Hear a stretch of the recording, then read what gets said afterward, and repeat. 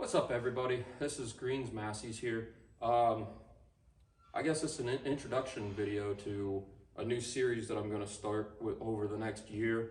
We're going to start with a Massey Harris pony endeavor, going over the implements and use of the implements and the general gist of the tractor and its purpose on a farm back in 1947 to 1954, what it would have been used for.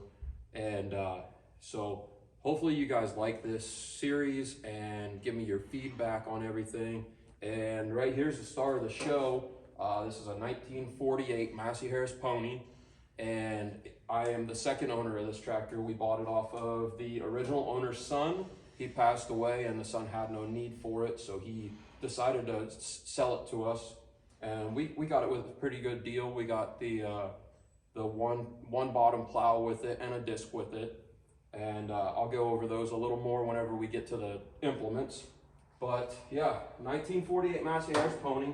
In 1948, this tractor was rated for 11 horsepower, 1 horsepower more than the Farmall Cub.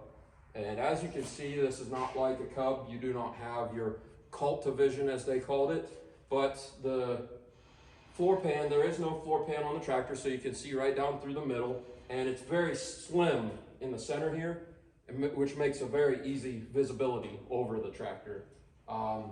This tractor did not come with the optional hydraulic lift. This one is all manual. So we got 2 handles here. This handle here is for the lift, and then this handle here is for when you're running the one bottom plow. This angles the tip of your plow forwards and backwards. A nice small but adequate operator station here, and it's perfect for the smaller guys, I would say. The bigger guys, they have a hard time, but they manage. So it's a very nice tractor. It does have independent brakes on it, so you can steer it just like a normal tractor. As you can see, this one has the original rear tires on it, which they called a connected tread tire. And I pride myself on keeping these tires nice. So if we do start working this in the ground, I'm probably going to change these tires out so I don't ruin them. I've got another set of tires that I can use that are regular bar treads if I'm going to do heavy work on it. I have tried to put all the options that I can that would have been available in 1948 onto this tractor. I've got the front wheel weights, I've got the rear wheel weights, and I have the headlight kit with the rear work light kit and the rear running light on it also. And then other than that, I mean, everything is standard manual lifts. And I have 2 different styles of the 3 drawbars that come with this tractor. The squared off one, which I'll show you in a minute, and the round drawbar, which is just a round rod that sticks out the back that is good for like pulling logs and stuff like that, but it's not really meant for moving wagons and stuff around.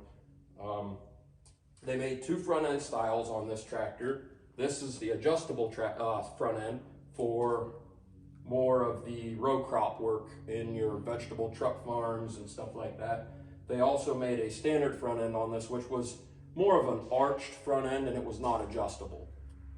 That would have been more of a basic off the line tractor rather than a more of the deluxe version. They only went with that front end for a few hundred tractors or so, because they seen that it wasn't selling as well as the adjustable front ends, which obviously an adjustable front end is more convenient in a farm situation. It does have a spring assist on the lift, so you're not taking 100% of the weight of the attachment and lifting it. I do have the hand crank for this, and it is very easy to start with a hand crank, but it is electric start, so we take advantage of that. It's still the 6-volt system, which I pride myself on keeping it original, and it is the original 6-volt system, and I will not change that system unless that I cannot fix this system anymore. But on this tractor, that's basically everything that I could tell you about this tractor in particular. I will sit down and go over more of the literature stats on the tractor and we'll go over that in a future video so that I don't drag this one on too long. So we'll go ahead and look over at the attachments. Okay, so we're over here in my attachment row. We'll start at this end here and work our way down through. This here is the one row mounted cultivator system. They have several different options of cultivators. This one is the spring trip. They had a spring tooth, and then they had a vegetable cultivator, which I'll input some photos of that. They're not very common, and I don't think there was very many of them sold, so they're not really available out on the market anymore. But next to it, we have our snow plow slash dozer blade. In the books, they call it a dozer blade, but it's you can move dirt or snow with it. A lot of people tend to use it for moving snow rather than moving dirt because the pony just doesn't have the weight to push a lot of dirt. And then right here is the disc harrow. So this is one version of the disc harrow that Massey Harris offered. They everything on the frame is the same from the models. The only thing that they change are the discs. So they offer a smaller disc size, and they also offer what they call the bog harrow. And I'll show some pictures of that soon. And then on further here, we have the one bottom manual plow. And this is what we use to turn our dirt in our gardens with. So I use this plow a lot, and as you can tell, it's got a longer tongue on it, and that is for the manual lift style. The other styles are shorter, and they clamp onto the drawbar. And so the last thing we have down here is we have all the sickle mowers. These two I just acquired yesterday off of a good friend of mine. This one over here is more of a parts machine for this one. I will be using this a lot this summer, so you'll get this next summer. So you'll get to see a lot of this in action. And I've got a lot of parts to rebuild some of the sections of this and make it a really nice working machine. So now I will move over here and we'll show you some of the parts and other pieces and things that I've got sitting around and explain a little bit more of this. All right, so on the parts shelf here, I've got some different miscellaneous parts. So I actually own a Massey Harris Pacer also, but as you can see, it's right here. So it's not complete.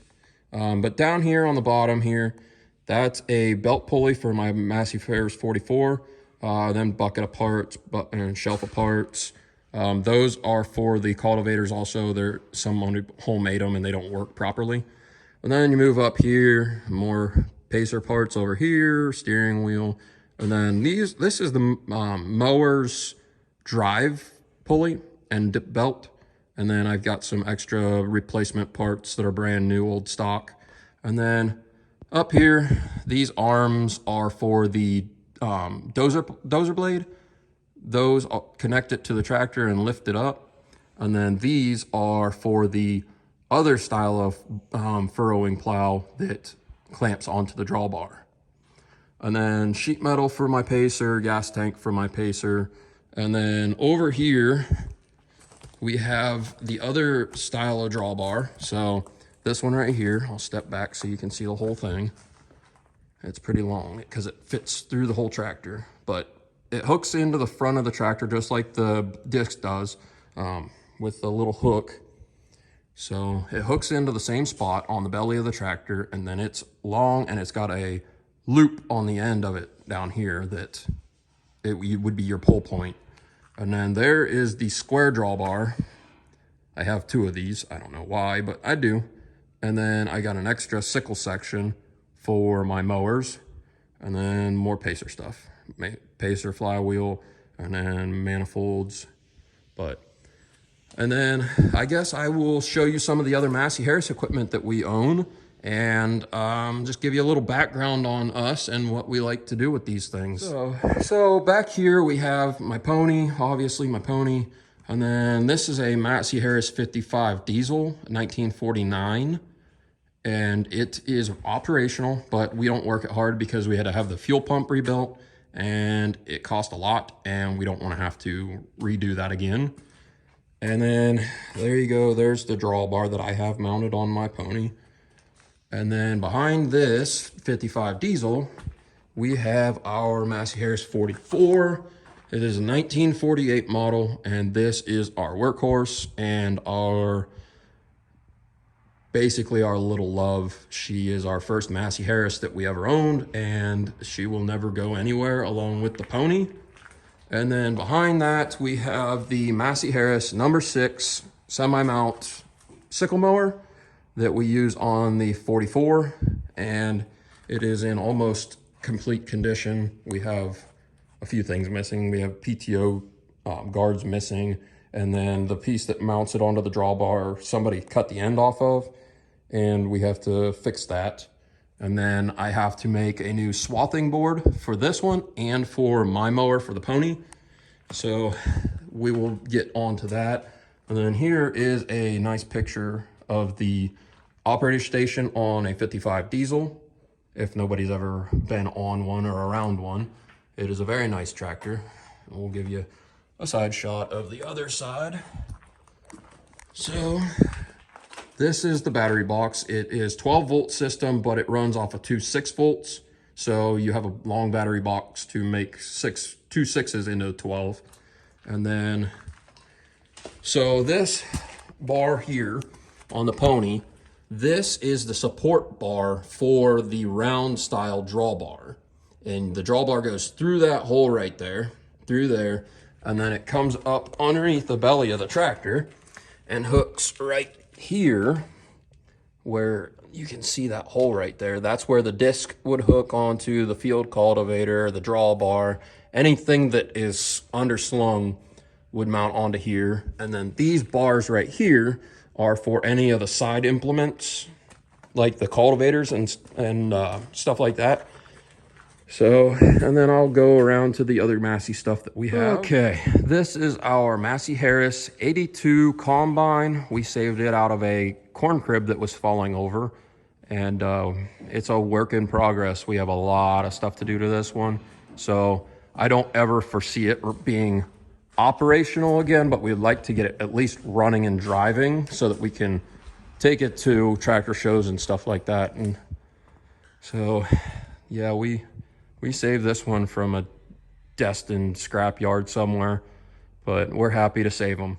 All right, and then this is the last piece of Massey Harris history that we have currently.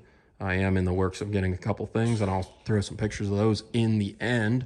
But this is a Massey Harris 1-row pull-type corn picker. And they only made a few hundred of these from my understanding, and they're not very common, but it is very nice to own it. And you probably can't see it on the video, but right there it says Massey Harris. And then I'll take you over to the other side and show you the serial tag on here that shows that it is truly Massey Harris, so nobody thinks I'm lying about it. But it does have a serial tag on here for Massey Harris. And then, no, you can't really see it on this side either. But yeah, it's a very cool machine.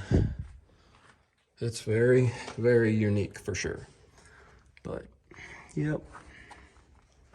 So, let me figure out, I forget where the serial tag actually is on this thing. It's been so long since I've messed around with it. But, yep, it's very, very unique and very fun to have.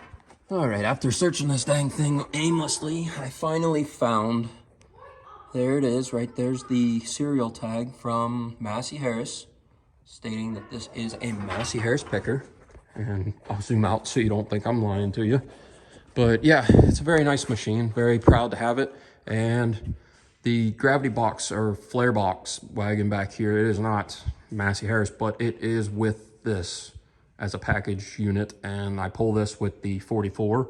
And maybe next year I'll have some video of it at a friend's house, and we'll post that up when it does happen. But give it a thumbs up, like, and subscribe. Share with your Massey Harris friends. Share with anybody else. And hope to see you at the next video. Thank you.